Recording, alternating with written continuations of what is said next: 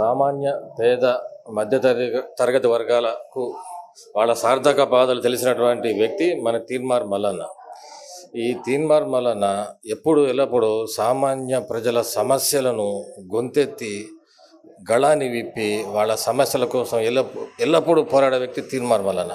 అలా సమస్యలు ఎత్తి చూపుతూ పోరాడుతూ ఆ సమస్య తెగేదాకా వదలకుండా వాళ్ళ సమస్యకు ఒక పరిష్కార మార్గాన్ని చూపించే వ్యక్తి మన తీన్మార్ మల్లన్న అని అందరూ తెలుసండి. మరి అలాంటి వ్యక్తిని ప్రజాప్రతినిధిగా ఎందుకు గుర్తించట్లేదో ఏ రాజకీయ పార్టీ అర్థం కావట్లేదు.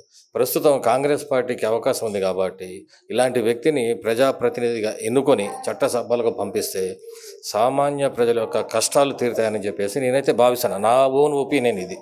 ఎందుకంటే ఎల్లప్పుడూ సామాన్య ప్రజల కష్టాలను అతను ఎప్పుడు గొంతెత్తి ఎప్పుడు ప్రశ్నిస్తూనే ఉంటాడు. ప్రశ్నించడమే కాకుండా ఆ సమస్యకు పరిష్కార మార్గం చూపించేదాకా వదలడు.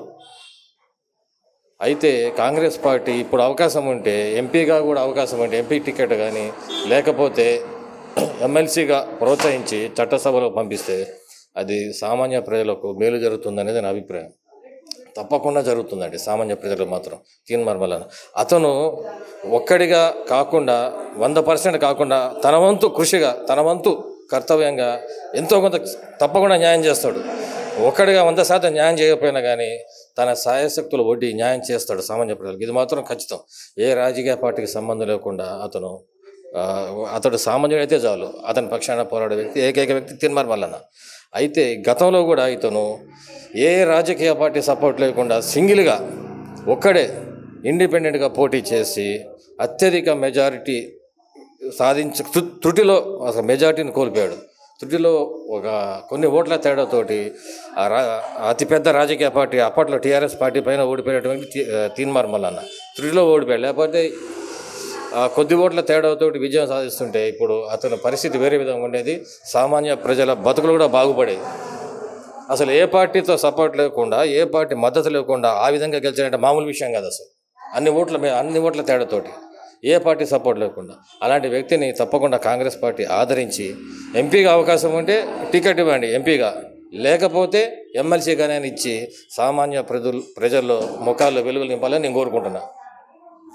నల్గొండ, వరంగల్, ఖమ్మం ఈ 3 జిల్లాల నుండి గతసారి పోటీ చేసిన తీన్మార్ మల్లన్న ఇండిపెండెంట్గా పోటీ చేసినారు. అయితే టీఆర్ఎస్ ప్రభుత్వానికి ఎదురు నిలబడి ఈ 10 సంవత్సరాల ప్రతిపక్షంలో ఉన్నాడు. కూడా ఆయన పోటీ చేసినా కూడా స్వల్ప మెజారిటీ తోటి ఓడిపోయినాడు.